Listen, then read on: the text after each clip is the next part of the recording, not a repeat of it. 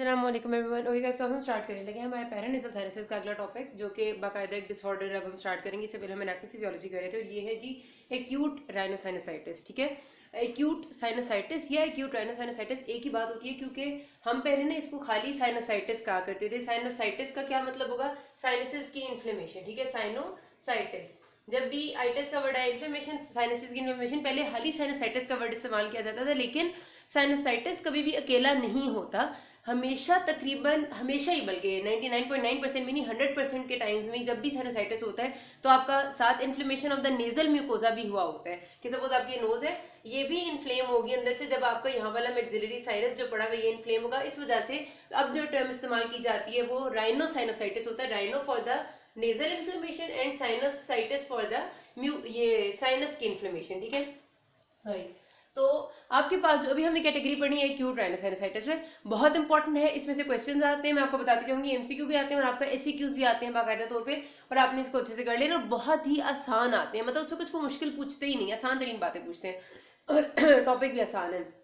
Scene कुछ हुआ है कि हमारे पास मैंने बता दिया कि इन्फ्लेमेशन हो जाएगी तो उसको हम कह देंगे साइनोसाइटिस। इन्फ्लेमेशन तब होती है जब कोई ना कोई इन्फेक्शन होता है, कोई इंसाइटिंग एजेंट आएगा तो इन्फ्लेमेशन होगी।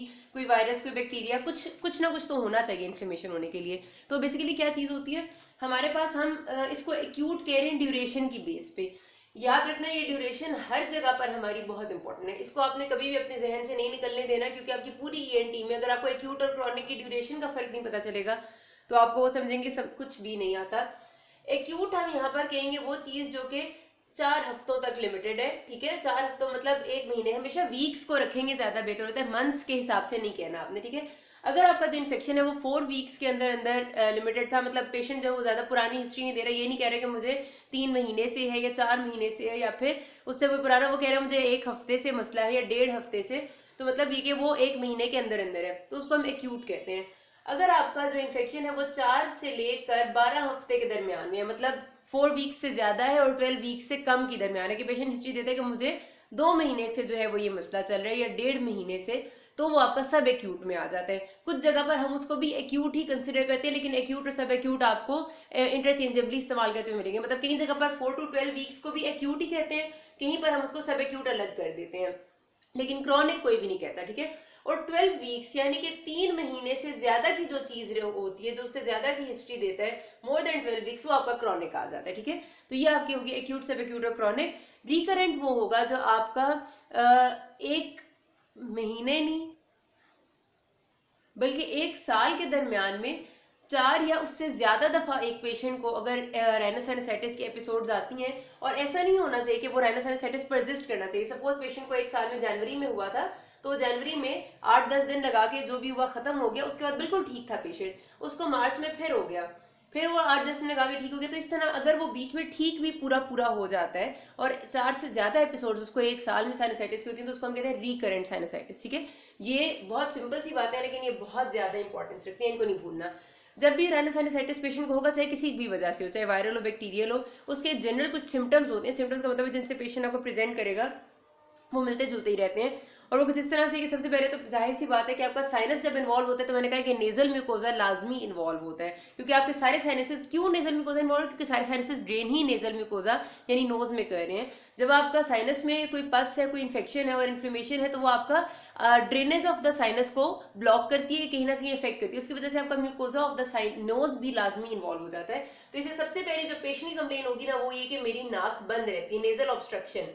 पेशेंट की कंप्लेन के हिसाब से अगर आप अपने जहन में भी सोचे तो पेशेंट आपके पास क्या कहेगा? अगर आपको खुद जुकाम नजला होता है, बहुत सिवियर होता है कि उसके साथ आपको साइनसाइटिस भी हो जाता है, तो आपको क्या होता है? नाक बंद हो जाती है, दर्द होता है आपको चेहरे में, आपको सर दर्द भी होता है, और आपको लगता है कि आपके चेहरे में भी दर्द हो रहा है। मतलब अगर आपका मैक्सिलरी साइनस खासतौर पे इन्वॉल्व है, तो आपको कहेगा वो कि फेशियल पेन है, मुझे पूरा मुंह मेरा दर्द कर रहा है। ठीक है, नाक बंद है, नाक से बहुत ज्यादा पानी बह रहा है, और वो कहेगा कि रेशे की तरह का, आपसे पूछेंगे ना, मतलब एक तो बिल्कुल वाटरी डिस्चार्ज, वो खाली राइनोरिया होता है, मतलब आपको सिंपल जो जुकाम में होता है जिसमें आपको हम कहते हैं राइनाइटिस हुआ वो होता है, लेकिन यहाँ पर म्यूकस सिक्रीशन भी साथ होती है, उसको हम कहते हैं कि म्यूकस सा थिक सा डिस्चार्ज होता है, लेकिन पस वाला नहीं होता जब तक बैक्टीरियल ना हो। तो आपको कहेगा कि डिस्चार्ज भी है, नाक बंद भी है बहुत ज्यादा, नाक से रेशा पीछे भी गिर रहा है मेरे, और मुझे बहुत सर दर्द भी हो रहा है, और वो कहेगा बुखार सा भी लग रहा है, ठीक है। बॉडी एक्स होंगे, मेलेज और फीवर और ये सारी छोटी मोटी चीजें प्रेजेंट होती है। तो ये जनरल सी चीजें हैं, इनमें कोई ऐसे समझने वाली बात नहीं है, लेकिन ये बातें ये समझने वाली ना भी तो भी आपको आनी चाहिए। आपका क्वेश्चन पूछते हैं, जब भी आपसे पूछेंगे ना, सपोज आपसे कहते हैं कि एक्यूट मैक्सिलरी साइनसाइटिस को बताएं कि वो क्या है, या फिर वो आपको एक पूरा सिनेरियो बना के दे देंगे जिसका डायग्नोसिस हो गया एक्यूट मैक्सिलरी साइनसाइटिस, तो उसके बाद वो पूछते हैं कि उसके सिम्टम्स बताएं, उसकी ट्रीटमेंट बताएं और उसकी कॉम्प्लिकेशंस बताएं। तो सिम्टम्स में आपने यही बातें लिखनी होती है, ठीक है। नेजल ऑब्स्ट्रक्शन, नेजल डिस्चार्ज हो जाता है, फेशियल पेन है, और of course sorry sense of smell वो तो आपकी बिल्कुल लॉस या ऑल्टर हो चुकी होती है, और उसके साथ फिर एसोसिएटेडली फीवर, मलेज, डेंटल पेन भी हो सकती है, फेरेंजाइटिस, गला खराब हो सकता है। तो ये सारी बातें आ जाती हैं। अब स्टार्ट करते हैं, पहले हम एक्यूट वायरल और बैक्टीरियल पढ़ेंगे और उसके बाद अलग अलग साइनसेस के हिसाब से पढ़ते हैं। एक्यूट वायरल राइनोसाइनसाइटिस है ना, ये जो बहुत कॉमनली आपको नॉर्मल नजला जुकाम होता है ना, जिसको हम सिंपल राइनाइटिस कहते हैं, जो वायरल इन्फेक्शन होता है। आपको पता है कि कॉमन कोल्ड आपका हो जाता है अक्सर औकात, आपको जो राइनो वायरसेस है, इन्फ्लुएंजा है, पैरा इन्फ्लुएंजा, ये आपके कॉमन कोल्ड कॉजिंग वायरसेस हैं, इनसे आपको नॉर्मल जुकाम होता है। अगर ये वाला वायरस आपका नेजल म्यूकोसा के साथ साथ साइनस के म्यूकोसा को भी इन्वॉल्व कर ले तो वो राइनो साइनोसाइटिस बन जाएगा, ठीक है। तो ये आपका सिंपल सी बात हो जाती है। इसमें पैथोफिजियोलॉजी अगर मैं बताऊं तो वो कोई ऐसी मुश्किल सी बात नहीं है, सिंपल सी बात ये होगी कि अगर आपका वायरस अंदर आएगा तो एक वायरस आपके सबसे पहले नेजल म्यूकोजा में जाएगा, और वहां से वो साइनस के म्यूकोजा में भी, मतलब वहां ऑस्टिया से, जो ऑस्टिया था, छोटा सा ड्रेनेज ऑस्टिया था, वहां से वो साइनस में भी चला जाएगा। जहां भी जाएगा म्यूकोसा में वायरस पहुंचेगा तो बॉडी को पता चलेगा कोई एंटीजन आ गया, बॉडी उसके खिलाफ फौरी तौर पे अपना रिस्पांस एक्टिवेट करेगी, जो आपकी इमीडिएट इन्फ्लेमेटरी रिस्पांस और इमीडिएट इम्यूनिटी है। उसमें आपको पता है कि सबसे पहले न्यूट्रोफिल्स और मोनोसाइट्स आ जाते हैं, वो उस जगह पर पहुंच जाएंगे, और ये दोनों मिल मिला के बहुत सारे इन्फ्लेमेटरी मीडिएटर्स और साइटोकाइंस और क्या ना क्या रिलीज करेंगे, जो उस जगह पर नेजल कंजेशन कर देंगे और एडिमा कर देंगे, वहां पर वेस्कुलर डायलेशन कर देंगे, और ये सारी चीजें उस जगह को रेड कर देंगी, उस जगह को एडिमेटस और स्वॉलन कर देंगी, और वहां पर म्यूकस सेल्स की एकदम से इंक्रीज इन नंबर हो जाएगा, म्यूकस सिक्रीशन। अब ये सारी चीजें अगर थोड़ा सा टाइम में वायरस का इन्फेक्शन खत्म हो जाता है, ये सब रिजॉल्व कर जाता है, तो सारी बातें ठीक हो जाती हैं थोड़े 8-10 दिन में। लेकिन अगर ये चीज आपके ऑस्टिया को ब्लॉक कर देती है, यानी साइनस के ऑस्टिया को पूरा ब्लॉक कर देती है, अंदर सिक्रीशंस जमा होती जाएंगी, अंदर ऑक्सीजन नहीं जाएगी, तो अंदर साइनस के अंदर की बात कर रही हूँ, तो अंदर ऑक्सीजन नहीं जाएगी तो अंदर हाइपोक्सिया हो जाएगा। हाइपोक्सिया जब भी होता है, ऑक्सीजन की कमी होती है, तो यहाँ पर आपके पास जो एनएरोबिक बैक्टीरिया है उनकी ग्रोथ का बहुत ही अच्छी वो जगह मिल जाती है। और उसके साथ साथ दूसरी प्रॉब्लम होती है कि पीएच भी लो हो जाती है, तो low pH also favours the growth of bacteria. उसके साथ तीसरी प्रॉब्लम ये कि जब भी कोई जगह पर कोई सिक्रीशंस या कोई पानी या कोई ऐसी चीज खड़ी रहती है तो वहां पर जरासीम पैदा होते हैं। मैं हमेशा कहती हूँ, यहाँ पर अगर सिक्रीशंस खड़ी रहेंगी और ड्रेन नहीं होंगी तो यहाँ बैक्टीरिया पैदा होंगे, तो फिर सुपरसीडेड बैक्टीरियल इन्फेक्शन हो जाता है। तो ये सारी खेल ना इंसान की अपनी इम्यूनिटी की है, जितनी आपकी इम्यूनिटी ज्यादा अच्छी होगी उतना आप अच्छा मुकाबला कर सकेंगे इस जुकाम से, चाहे वो कोरोना का जुकाम हो, कोविड वायरस से हुआ हो, या किसी नॉर्मल वायरस से हुआ हो। या फिर अगर आपकी इम्यूनिटी अच्छी नहीं है तो ना आप सिंपल वायरस का मुकाबला कर सकेंगे, तब भी आपको सुपरसीडेड बैक्टीरियल इन्फेक्शन हो जाएगा, ना आप कोविड का मुकाबला कर सकेंगे। कोविड का जिक्र इसलिए मैं कह रही हूँ क्योंकि आजकल जुकाम की एक बहुत बड़ी वजह है, बहुत तेजी से फैलने वाला एक वायरस है हमारे पास। तो make your immunity better to save, because आजकल it's like survival of the fittest. Darwin's ने बहुत पहले थ्योरी दी थी कि जो फिट होते हैं वो सर्वाइव कर जाते हैं, otherwise you are not being able to live. तो you should make your immunity better. तो यहाँ पर हमारे पास ये पैथोफिजियोलॉजी चलेगी।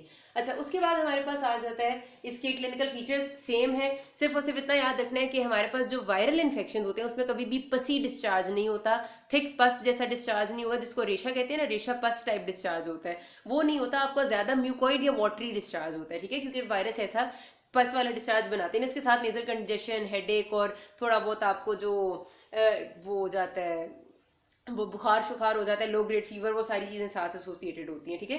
बस हमने ये करना होता है कि अगर पर्सन की इम्यूनिटी अच्छी होगी तो सुपरसीडेड बैक्टीरियल इन्फेक्शन नहीं होगा, और ये वाला इन्फेक्शन खुद ब खुद ही 8-10 दिन में रिजॉल्व कर जाता है। अगर कोविड भी है तो भी वो 10 से 15 दिन में खुद ही रिजॉल्व कर जाता है, अगर आपकी इम्यूनिटी अच्छी है तो, ठीक है। अच्छा, उसके बाद हमने ट्रीटमेंट क्या देनी है? ट्रीटमेंट हम सिम्टोमेटिक देते हैं पेशेंट्स को। नॉर्मली कुछ पेशेंट्स तो ट्रीटमेंट नहीं लेते, सिंपल ऐसे भी ठीक हो जाते हैं, लेकिन अगर आपने देनी भी है तो आप एंटीहिस्टामिन दे दे, जो एडिमा वगैरह को थोड़ा कम कर दें, और नेजल डीकंजेस्टेंट्स, कोई जाइलोमेटाजिलीन टाइप चीज, वो ड्रॉप्स भी होते हैं, वो दे दें, लेकिन ज्यादा लंबे यूज के लिए कुछ भी नहीं देना होता। ये सिम्टोमेटिक होती है। और अगर पेशेंट को बहुत बुखार हो रहा है तो आप पैराडोल वगैरह दे सकते हैं, यानी कि एंटीपायरेटिक एनाल्जेसिक दे देंगे, ठीक है। बस दैट्स इट।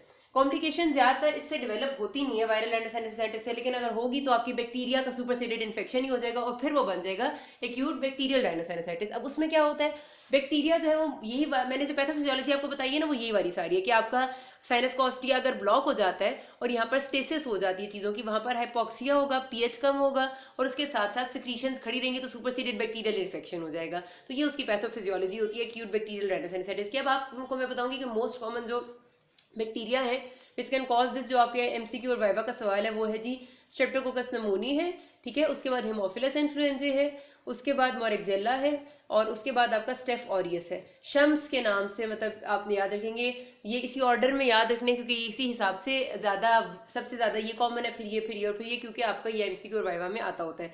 अब आपको यहाँ पर मेरे को कि हाइपोक्सिया हो रहा है, हम एक तरफ कह रहे हैं ऑक्सीजन की कमी हो रही है और कुछ हमारे इनमें से एरोबिक बैक्टीरिया भी हैं, तो बेसिकली ये नहीं मैं कह रही कि ऑक्सीजन बिल्कुल ख़त्म हो जाता है उस जगह पे। सिलसिला ये होता है कि अगर ऑक्सीजन ज़ाहिर है बिल्कुल खत्म हो जाएगा तो फिर आपके एरोबिक बैक्टीरिया जो ऑक्सीजन की प्रेजेंस में ग्रो करते हैं वो तो नहीं हो सकते, फिर एनारोबिक आ जाएगा। तो ये बस यहाँ पर कुछ मतलब मिली जुली सी पिक्चर होती है। कभी आपका थोड़ा सा जैसे ही साइनस खुल गया, ज़रा सा एकदम से थोड़ी सी हवा चलेगी, थोड़ी सी ऑक्सीजनेशन होगी, लेकिन ओवरऑल ये होता है कि आपका बैक्टीरिया आ जाता है, वो पस प्रोडक्शन स्टार्ट कर देता है एंड ऑल दैट, ठीक है। अच्छा, इसमें जो आपके क्लिनिकल फीचर्स आएंगे ना, उसमें थोड़ा सा बस ये डिफरेंस होता है कि आपका पेशेंट की जो डिस्चार्ज होता है वो पेन ज़्यादा हो जाती है, पेन सिवियर हो जाती है, फेशियल पेन और हेडेक। उसके साथ जो डिस्चार्ज है ना वो पस वाला डिस्चार्ज होता है, थिक पस वाला, यानी बहुत ज़्यादा रेशा आने लग जाता है, नाक से भी बहने लग जाता है और पीछे गले में भी गिरता है। पोस्ट नेजल ड्रिप की भी पेशेंट कंप्लेन करते हैं। तो आपने ये लिखना है कि नेजल कंजेशन है, डिस्चार्ज है, पस थिक वाला discharge and post nasal drip और साथ फेशियल पेन, हेडेक, फीवर। इसके साथ फीवर आपका हाई ग्रेड भी हो सकता है, क्योंकि बैक्टीरियल इन्फेक्शन जब हो जाता है तो आपका हाई ग्रेड फीवर होता है। वायरल में लो होता है, बैक्टीरियल में हमेशा हाई होता है। उसके साथ आपका फिर जो आपने डायग्नोसिस करना है वो नॉर्मली यही होता है कि अगर आपका सिंपल राइनोसाइनोसाइटिस हुआ है पेशेंट को और आपका वो 10 दिन में या 8 से 10 दिन में वो रिजॉल्व नहीं कर रहा, बल्कि पेशेंट की कंप्लेंट सेम है और वो वर्स होता जा रहा है, आपको पता चल जाता है। जुकाम का एक नॉर्मल सा पैटर्न होता है कि उसने इतने दिन रहना है, ये जुकाम नहीं है, चलो ये तो साइनसिस की भी इन्वॉल्वमेंट है ना, लेकिन नॉर्मली ये होता है कि वो 2-3 दिन जरा ज्यादा होता है, फिर आहिस्ता आहिस्ता कम होता जाता है। लेकिन अगर आपका जुकाम जरा भी कम नहीं हो रहा और आपका जो डिस्चार्ज और सब कुछ पेशेंट का उसी तरह है, बल्कि थिक पसी होता जा रहा है, तो उससे पता चल जाता है कि भाई ये बैक्टीरियल सुपरसीडेड हो चुका है, तो उसमें फिर आपको एंटीबायोटिक्स देनी पड़ती हैं। उसके लिए आपको ज़रूरत नहीं होती, लेकिन अगर बहुत ज़रूरत महसूस हो तो आप सीटी स्कैन करा सकते हैं या फिर आप एक्सरे कराएं, जो वाटर्स व्यू होता है यानी चिन से लेकर हेड तक का, उसमें आपको साइनसेस में सारा क्लॉग्ड साइनस मिलेगी और सारा पस मिलेगी, तो आपको कंफर्म हो जाएगा। लेकिन नॉर्मली ऐसा कराया नहीं जाता, क्योंकि आपको समझ आ जाती है, फिर आप उसको एंटीबायोटिक्स दे देते हैं तो वो ठीक हो जाता है। ट्रीटमेंट में मैंने लिखा हुआ है एनाल्जेसिक देंगे, बुखार वगैरह होता है बहुत पेशेंट को, बॉडी एक्स होते हैं, हेडेक होता है, फेशियल पेन, उन सब के लिए एंटीबायोटिक मेन स्टे है, लाजमी देनी है। पहले बहुत ज़्यादा इस्तेमाल की जाती थी जो आपकी ऑगमेंटिन वगैरह का ग्रुप है, यानी जिसमें हमारे पास एमॉक्सिसिलिन होती है। एमॉक्सिसिलिन को पहले सबसे ऐसे ही इस्तेमाल किया जाता था, फिर बैक्टीरिया रेजिस्टेंट हो गए इसके अगेंस्ट, फिर हमने एमॉक्सिसिलिन के साथ क्लोवेलेनिक एसिड बना ली, जिसमें हमारे पास नाम आता है यही वाला, एमक्लेव आता है, ऑगमेंटिन आती है। लेकिन अब सिलसिला ऐसा हो गया कि बैक्टीरिया इसको भी रेजिस्ट कर चुके हैं। मतलब मैं आपको ऑनेस्टली बताऊं, अब ऑगमेंटिन का भी उतना ज़्यादा एरा नहीं है जितना अब न्यू एंटीबायोटिक्स का आ गया। तो बुक्स में अभी तक यही लिखा हुआ है कि amoxicillin clavulanic acid is first line treatment, आप भी यही लिखते हैं ना। लेकिन अब जो क्लिनिकली है वो हम ज़्यादा नेक्स्ट जनरेशन एंटीबायोटिक्स इस्तेमाल करते हैं, क्योंकि पेशेंट्स को इससे जल्दी फ़ायदा नहीं होता। अच्छा, उसके बाद हमने सेलाइन इरिगेशन इसलिए देने ताकि वो थिक डिस्चार्ज हो पेशेंट का ठीक हो और उसको ज़रा सांस लेने में आसानी हो। एंटीहिस्टामीन्स वही इन्फ्लेमेशन और एडीमा को रिलीव करने के लिए, डीकंजेस्टेंट्स भी, और स्टीरॉइड्स अगर इन सबसे ठीक नहीं हो रहा तब इंट्रानेजल स्टीरॉइड्स देने, वरना ज़रूरत नहीं पड़ती। तो यहाँ पर ये बात खत्म करते हैं, अगले में हम अलग से साइनसेस शुरू करते हैं। मतलब कोई मसला भी can ask me. Thank you.